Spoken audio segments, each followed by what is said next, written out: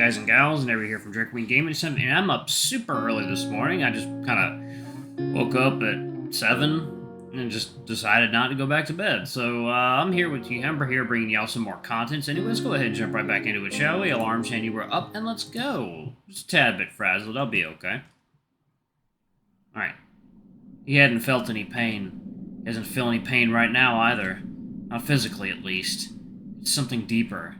It's about who he used to be, who he is now, and who he's about to become. Something profoundly terrible has happened, and it's changed everything.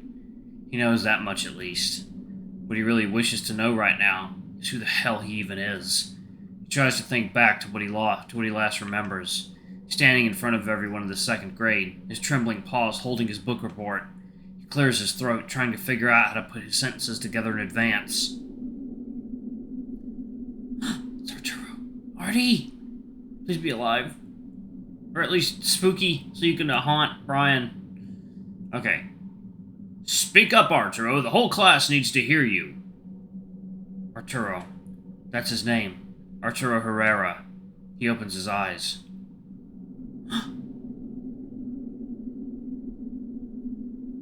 But how did he end up here? Where are his classmates? Second grade, or was it third? No, he's positive that he's at least in high school. He tries again to remember what happened last. He was sitting in the junior parking lot with his girlfriend. She's upset because another girl at school is being mean to her.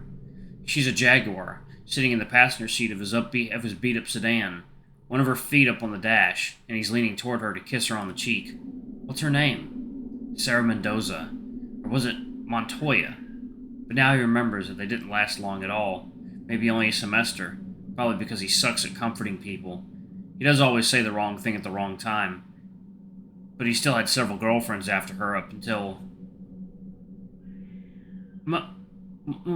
Maria? His voice is so alien, so strange. It startles him a bit. What's even more strange is how hard it is to even say her name. He stutters. He has to chew around the syllables like he's biting at the letters. As he does, he notices a sour taste in his mouth and he can smell vomit. Looking at the forest floor in front of his face, and he sees a dried mess of what he sure is the source of the smell. Bits of something strange and mushy and chunks of what he recognizes as jerky. Okay. Things are starting to come together, but it takes a long time, maybe even an hour, as he goes in and out of consciousness. Maria, Pueblo, Devon, psychology, graduation, behavioral tech, road trip, accident, Echo. Cameron, THC cartridge, visions, ghosts, panic, bear, gunshot.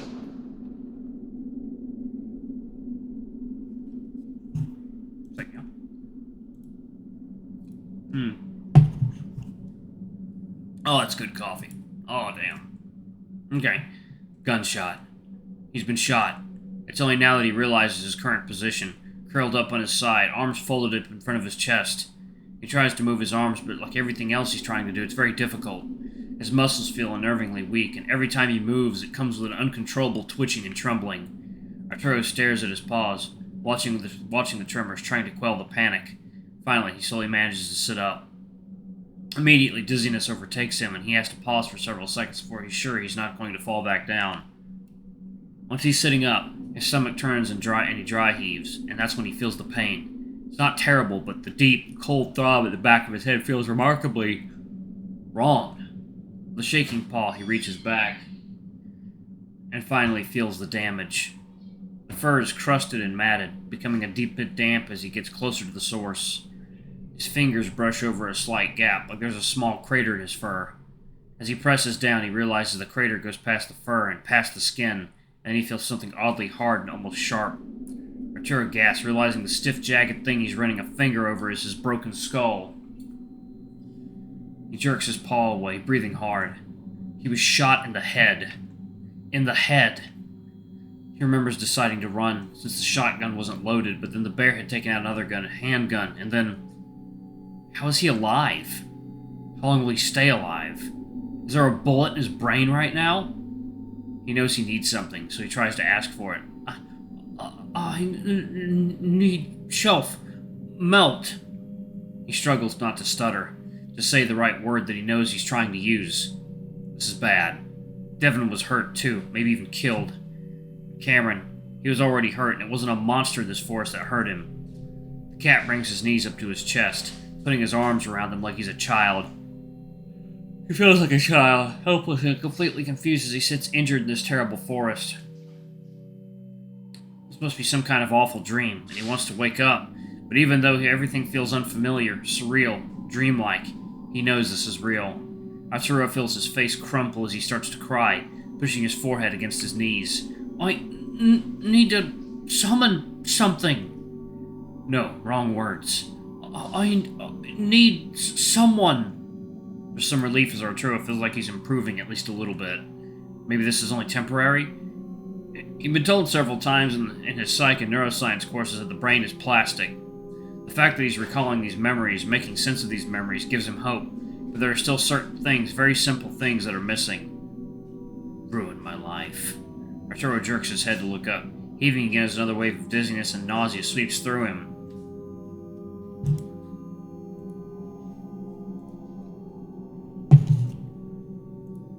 Yeah, you can survive being shot in the head.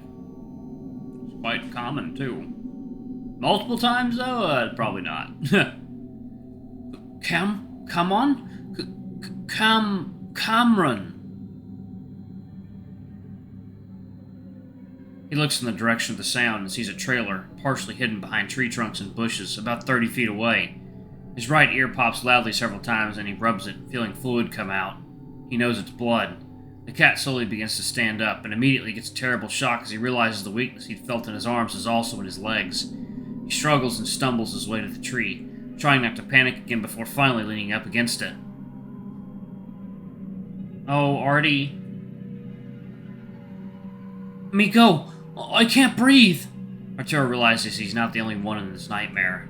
Did the monster come back for Cam? I'm sorry! Arturo starts moving towards the trailer before it dawns on his shattered, bewildered mind that he's looking at that bear's trailer. The one that shot him. And he must have Cameron in there. Devin! Help me! Devin! Arturo flinches back at the sound. It's Cameron. Devin! Help me! Devin! Arturo flinches back at the sound and his fur bristles out along his spine, eyes wide as Cameron's screaming echoes through the forest.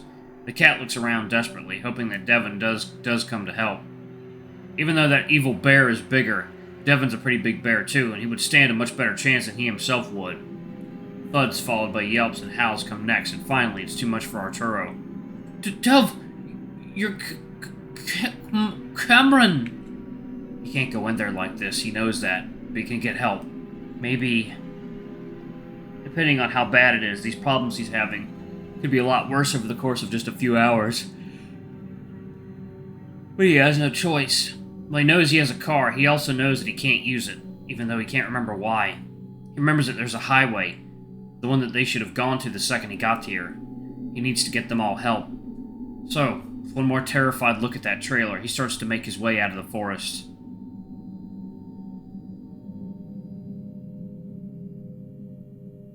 At first, Arturo is filled with a sense of hopelessness as he finds out just how hard it is to walk, with his right side being almost limp. It feels like half of his muscles have just wasted away. But after some trial and error, he finds that if he widens his stance a bit and swings his arms in a way that looks a bit lopsided, he's able to keep his balance. His pace is reasonable as well, so, swallowing down his panic again, he makes his way back onto the dirt road. Even through the disbelief of the situation, even though he's terrified for Cameron and Devin, he feels something deep down that's even worse. He tries to ignore it, but it gnaws at the back of his brain. He's dying, and he can feel it.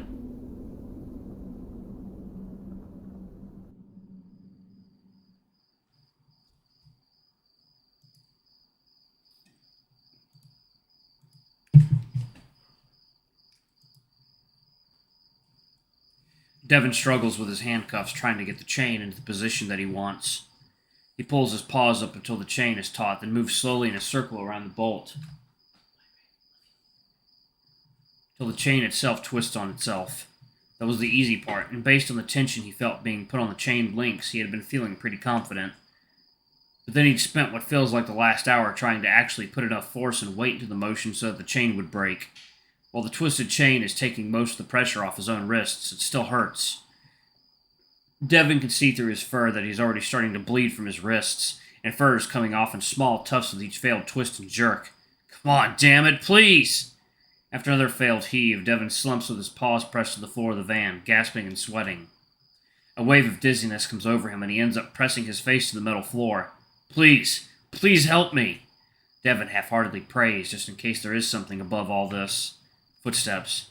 Devin scrambles to twist back around and step over the anchoring bolts so that his paws are behind him again, sitting up to face the back door of the van.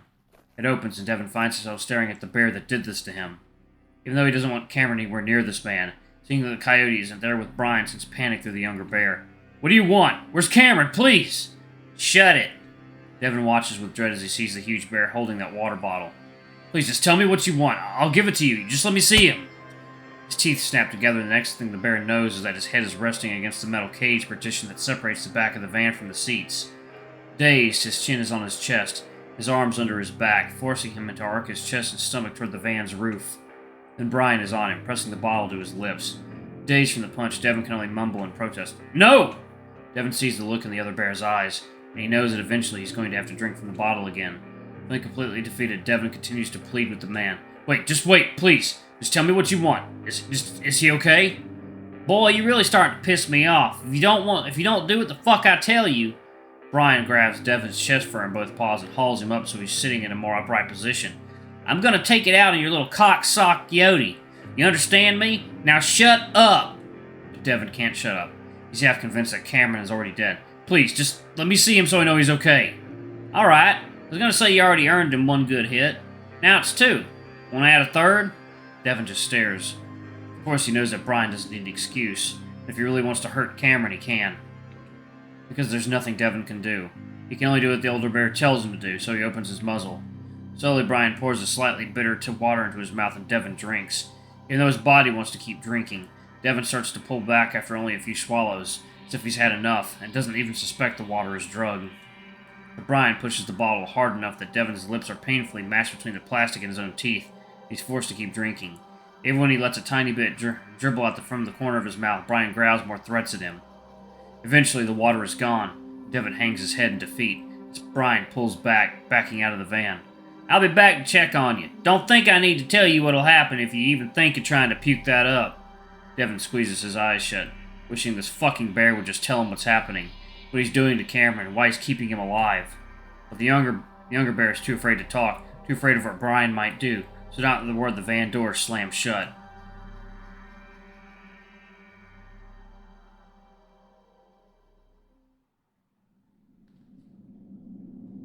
Alright, I'm actually gonna pause it right there. Thank y'all so much for watching. Don't forget to like, comment, subscribe, ring that notification bell, and check out our Patreon if you can. It always helps. Before I go, I'm going to have a quick shout out to lovely bronze tier patrons. Thank you all for all you do for the channel. We greatly appreciate your support. Thank you to our silver tier patron, Katie Silverman. Thank you above and beyond. It's greatly appreciated. Thanks to our 3 gold tier patrons, Zeke, Toby, and Blue Wolf Alpha. Y'all are awesome. We love you. Thank you for subbing to Ultimate Tier. Anyway, if y'all want to get your names in the credits, get access to all of our not safe for work content as little as $5. Alrighty, I love you all, and I'll see you on the next video. Bye-bye.